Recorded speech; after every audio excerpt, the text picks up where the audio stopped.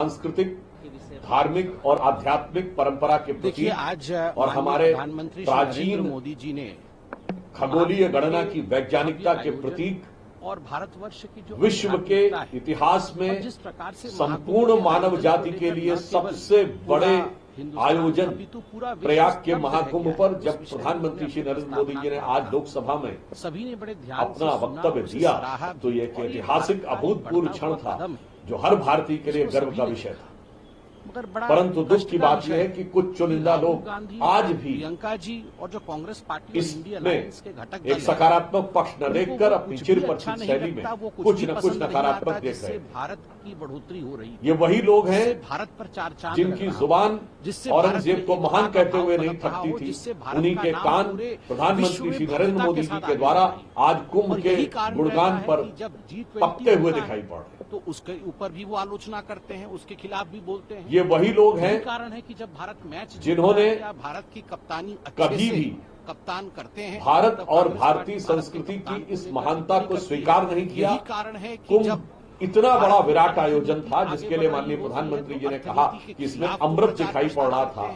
66 करोड़ लोग इसमें आए, 100 से अधिक देशों के लोग आए, दसियों लाख विदेशी लोग आए, 73 देशों के राजनयिक आए। उन्होंने कहा था कि कुंभ में और क्या हो जाएगा, हम क्यों कुंभ में जाति, और प्रांत, ममता जी ने वर्ग और भाषा के भेद को भूलकर हर भारतीय एकाकार होता हुआ नजर आया। सनातन के खिलाफ परंतु इसमें भी छिड़े हुए हैं। सिर्फ भारत और किसको अच्छाई नजर नहीं आई, इनमें चाह है और इसमें कौन नहीं आए। मैं कहना चाहूंगा सिर्फ औरंगजेब फैन क्लब के लोग नहीं आए।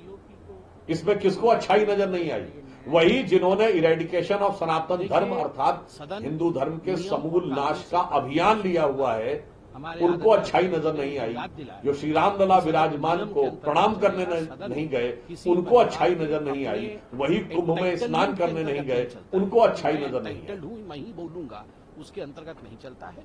और हमारे इस बार का कुंभ के मुताबिक सदन चला एक अलग और अद्भुत कुंभ था। ये 144 वर्षों के बाद आया हुआ कुंभ ही नहीं था।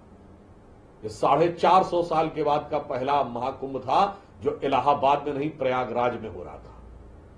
यह 450 साल के बाद का पहला कुंभ था जब अक्षयवट किले की दीवार में बंद नहीं था, हर श्रद्धालु के लिए खुला हुआ था। यह 500 साल के बाद का पहला कुंभ था जब श्री राम लला विराजमान पूर्ण प्रतिष्ठा के साथ मंदिर में स्थापित थे और अब जिले का नाम फैजाबाद नहीं अयोध्या था। ये 350 साल के बाद का पहला कुंभ था जब आतताई, निर्दयी और क्रूर औरंगजेब के नाम पर महाराष्ट्र के बने हुए जिले औरंगाबाद का नाम अब औरंगाबाद नहीं बल्कि छत्रपति संभाजी महाराज नगर हो चुका था।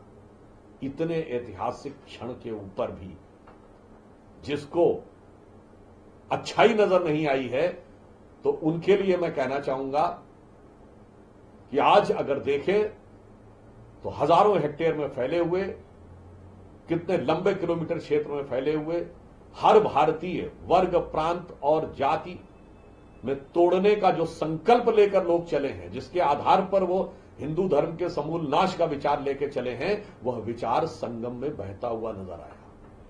तो जो माननीय प्रधानमंत्री जी ने कहा था, महाकुंभ का यह संदेश, एक रहेगा भारत देश। उन्होंने कहा था, कुंभ ने क्या संदेश दिया? गंगा की अविरल धारा, न बटे समाज हमारा। तो इसे अगर मैं एक पंक्ति में कहूं तो इस कुंभ ने यह दिखाया है कि जाति, प्रांत और वर्ग भेद के भ्रम को दूर भगाता है। सबके मन का भाव एक है, सबकी भारत माता है। प्रयागराज का महाकुंभ हमको संदेश दिखाता है कि अनेकता में ऐक्य मंत्र को जन जन फिर अपनाता है। देखो प्यारा देश हमारा आगे बढ़ता जाता है। इस महाकुंभ में वही लोग नहीं गए जबकि 100 देशों के लोग आए, 73 देशों के राजनयिक आए, जो खुद तथाकथित रूप से शांति और ध्यान करने के लिए विदेश जाते हैं। यह भारतीय संस्कृति की उस महान विचारधारा का प्रतीक था। मैं कहना चाहूंगा कि संपूर्ण पश्चिम में क्या माना जाता है कि दुनिया में आदमी किस चीज के लिए काम करता है? पैसे के लिए या शारीरिक सुख के लिए? जो मार्क्स ने कहा पैसे के लिए, तो फ्राइड ने कहा शारीरिक सुख के लिए, तो कोई कहता है केवल अपना नाम कमाने के लिए। परंतु जब वो हमारे साधुओं को देखते थे तो आकर अचंभित रह जाते थे। जिसे एक पंक्ति में कहूं, महाकुंभ में हमारे साधु सन्यासी जो संदेश देते हैं, पश्चिम के सारे विचार उसके आगे ध्वस्त हो जाते हैं कि वो सुख खोजे भौतिकता में, मदिरा में मांस की बोटी में, ये भस्म रमाए अपने तन पर, खुश हैं सिर्फ लंगोटी में। यहां मार्क्स, फ्रायड, मैक्स वेबर सब फेल हो जाते हैं, मगर अफसोस मार्क्स और मैकाले की मानसिक दास्ता के लोग वो सुख नहीं देख पाते हैं। आज इसीलिए प्रधानमंत्री जी ने कहा है कि अमृत कुंभ और अमृत स्नान तो हो गया, मगर अमृत काल में अभी भी विष भरी दृष्टि बची हुई है और इसका निवारण देश की जनता और युवा पीढ़ी उत्तरोत्तर करती जा रही है।